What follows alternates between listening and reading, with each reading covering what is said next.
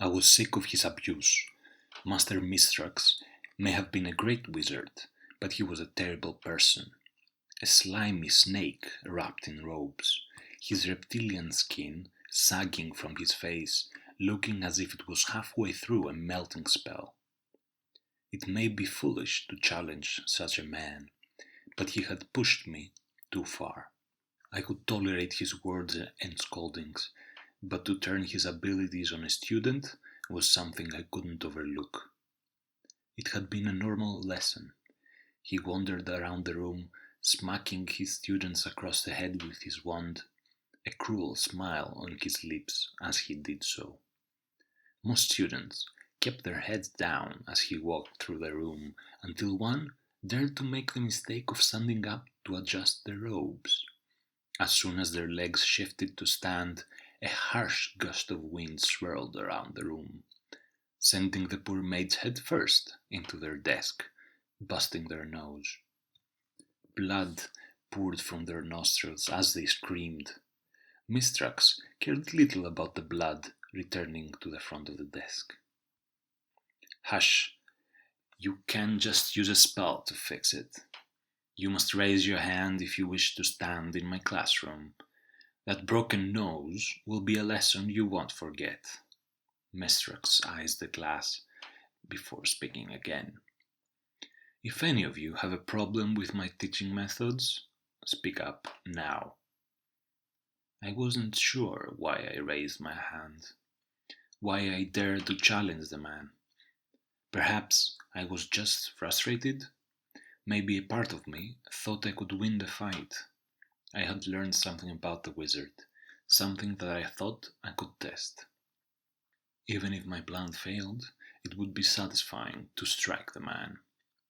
I challenge you to a duel. A duel? Misrax nodded, that sadistic smirk not leaving his lips. He wanted this. Outside of class during our break, I expect you to show up. With that, Mistrax went about the lesson with an almost jovial attitude. The thought of hurting me enough to sate him for this lesson. When it was finally time to leave the class, the older mage shadowed me, standing as close as he could, following me out of the room, making sure I couldn't flee. Once we were outside, he took a step back. A duel has been issued. Young Eden thinks he can defeat me in battle. Mistrax hyped up the fight, drawing a crowd closer.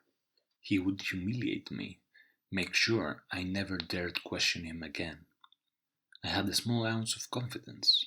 I could do this. The man was brittle. If I could just get one hit, maybe I could do this.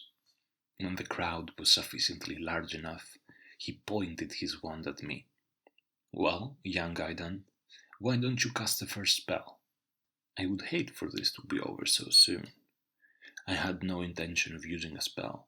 As I approached the wizard, he held a grin that drifted into a confused look.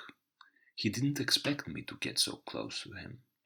He was still waiting for that spell, not expecting me to clench a fist, smacking him across the face. Gasps left the crowd as the wizard dropped to the floor, blood seeping from his nose.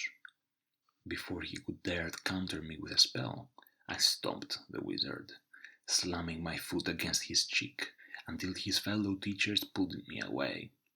Even as they pulled me away, I still extended my foot out, scuffing him with the occasional kick until I was out of reach, listening to the wizard scream about his nose as I was taken to the headmaster's office.